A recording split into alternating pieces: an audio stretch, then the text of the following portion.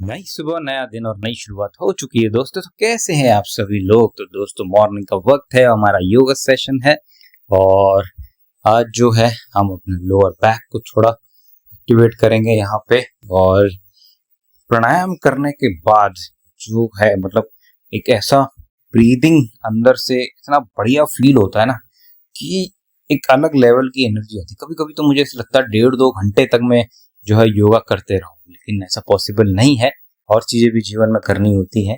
तो लेकिन मजा आता, मतलब आज जो है एक अलग लेवल की एनर्जी मुझे फील हो रही थी। और इसीलिए आज जो है मैंने सोचा कि क्यों ना आज हम अपना जो हमारा हेड स्टैंड है या शीर्ष आसन है उसको आज हम पूरा अटेम्प्ट करेंगे कि हम पूरा आज अपने बॉडी को पूरा ऊपर तक स्ट्रेच करेंगे। तो इसीलिए उससे पहले मैं प्रॉपर जो है बॉडी को स्ट्रेच कर रहा हूँ ताकि मैं बेहतर तरीके से कर सकूं। और अब क्योंकि देखिए यहाँ पे तक तो स्टेबिलिटी मेरे अंदर आई गई थी, लेकिन इससे ऊपर जो है ना स्टेबिलिटी नहीं आ रही, स्टेबल नहीं हो पा रहा था। लेकिन आज जो है मैंने काफी हद तक जो है ऊपर स्ट्रेच किया है। और इस पे और दूसरी चीज क्या है कि आज मेरा जो हाथ है या बॉडी बिल्कुल भी शेक नहीं कर रही थी, तो उसकी वजह से जो है कांस्टेंट अपनी जगह पे बॉडी का पोस्चर बना हुआ था। और मुझे लगता है 102 दिन के अंदर मैं बिल्कुल स्ट्रेट जो है अपने पैरों को करना लग जाऊंगा। तो यानी कि जो बेस्ट तरीका है शीर्षासन करने का उस फॉर्म में हम पहुंच जाए, मतलब लगभग तो हम पहुंच ही चुके हैं, बस हल्का सा मूवमेंट रह गया हमारे पैरों का, बस इतनी सी बात है। तो दोस्तों शाम का वक्त है, जिम में आ चुके हैं और आज हमारा है चेस्ट, साथ में हम करेंगे अपना बाइसेप्स। तो और क्योंकि आज हमारे डंबल से सिर्फ तो इंक्लाइन से हमने शुरू किया यहाँ पे 27.5 किलो से मैंने वार्म अप सेट यहाँ पे मारा। और उसके बाद जो है फिर हमने 2 और सेट्स यहाँ पे किए 30 और 35 किलो से। और अभी जो है 40 किलो मैं अटेम्प्ट नहीं कर रहा हूँ। उसका रीजन है कि मैं चाह रहा हूँ कि 35 किलो से जब मैं इजीली 8 रैप निकाल लूँ तब मैं 40 किलो को जो है अटेम्प्ट करूंगा। क्योंकि 8 रैप अगर मैंने 35 किलो पे निकाल लिए और बिना सपोर्ट के, अभी 35 किलो देखो यहाँ पे मार रहा हूँ, लेकिन ये क्या है कि सपोर्ट है, माइनर ही लेकिन सपोर्ट है। तो इसीलिए जो है जब मैं बिना सपोर्ट के 8 रैप मारने लग जाऊंगा यहाँ पे 35 किलो से, तब मैं 40 किलो इंक्लाइन पे अटेम्प्ट करूंगा। और मुझे लगता है 4 रैप तो निकाल लूंगा बहुत इजीली। और यही होती है प्रोग्रेसिव ओवरलोडिंग, यही होती है। आपको प्लान करना होता है, आपको अपनी बॉडी को समझना होता है, अपना वर्कआउट का जो आपका तरीका है उसको समझना होता है, डाइट कैसी ले रहे हो, फिर आपको उस तरीके से जो है लोड को बढ़ाना होता है। और वो आप यहाँ पे ईगो लिफ्टिंग नहीं कर सकते कि चलो आज तो इतना उठाते ही उठा, ऐसा नहीं हो सकता, वो पॉसिबिलिटी नहीं है, इंजरी हो जाएगी। जितने भी लोग मैंने देखे जो जबरदस्ती करने की कोशिश करते हैं उनको इंजरी होती ही होती है। तो इंजरी ना हो इसलिए जो है संयम रखना, और संयम रखना बहुत जरूरी है, और प्रोग्रेसिव ओवरलोडिंग करना बेहतर चीज होती है।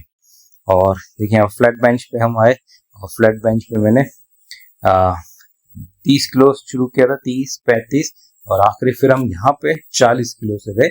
और फ्लैट बेंच पे 40 किलो से अब मैं बहुत कंफर्टेबल हो गया हूँ यहाँ पे, मतलब आराम से 5-6 रैप बहुत इजीली यहाँ पे निकल जा रहे हैं। हाँ यह है कि अभी माइनर सपोर्ट चाहिए होता है, लेकिन ठीक है, जब हम इसको रिपीटेटिवली करते रहेंगे तो ये है कि वो अपने आप आ जाएगा कि आने वाले समय में जो है आराम से 8 रैप में विदाउट एनी सपोर्ट निकाल लूंगा मैं। और यही होता है। और मैक्सिमम वेट जो हमारे डंबल हमारे जिम में है वो 50 किलो। तो अगर 50 किलो मारना है तो 40 किलो से अगर आप 8 रैप निकाल पा रहे हो, 8 से 10 रैप निकाल पा रहे हो, तभी आप 50 किलो को भी अटेम्प्ट कर पाओगे, वरना तो फिर बेवकूफ़ी हो जाएगी, और बेवकूफ़ी हम करते नहीं है। आखिरी हमारा है डिक्लाइन।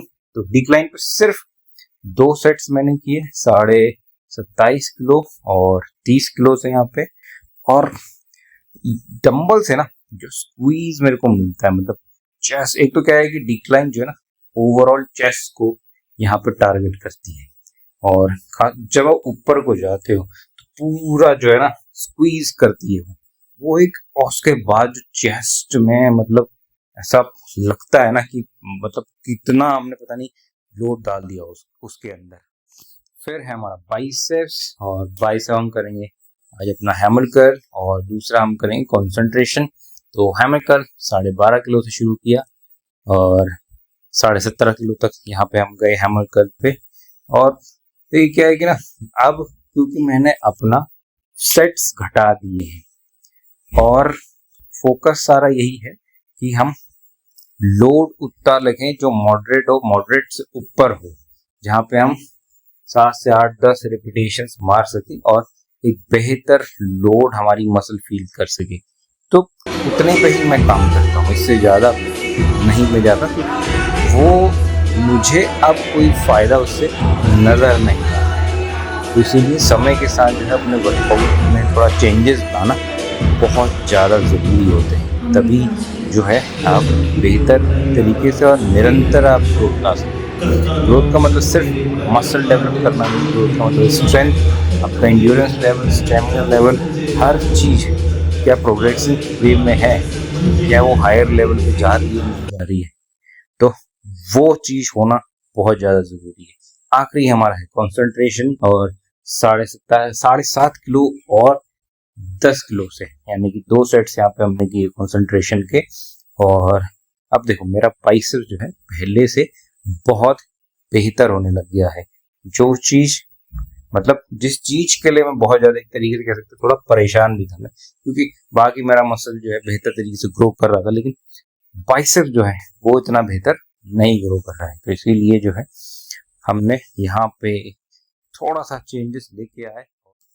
जब से हैमर कर्ल और कंसंट्रेशन मारना शुरू किया है तो हकीकत में मेरे बाइसेप्स में चेंजेस नजर आने लग गए हैं मुझे, और यही चीज हमें चाहिए, इसी चीज के लिए हम लड़ रहे थे, यही थी असली हमारी फाइट की बाइसेप्स कैसे ग्रो होगा, कैसे वो दिखेगा, जो जिसको हम बोलते हैं ना कि वो जो गोला दिखता है वो कैसे दिखेगा।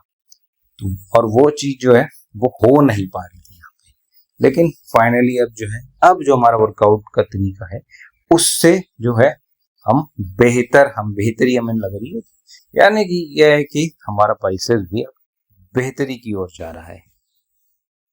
फाइनल हमने किया पैक डेक पे, यहाँ पे हमने 3 सेट्स लगाए और वेट हमने जो है मतलब एक हायर एंड पे हम वेट लेके गए थे, करीब 65 किलो तक हम यहाँ पे गए होंगे। नॉर्मली इतना वेट हम पैक डेक पे मारते नहीं, लेकिन आज हम गए इस पे पैक डेक पे, और चेस्ट को जो स्क्वीज मिला है ना यहाँ पे बहुत गजब। तो दोस्तों आज के लिए इतना ही, बाय।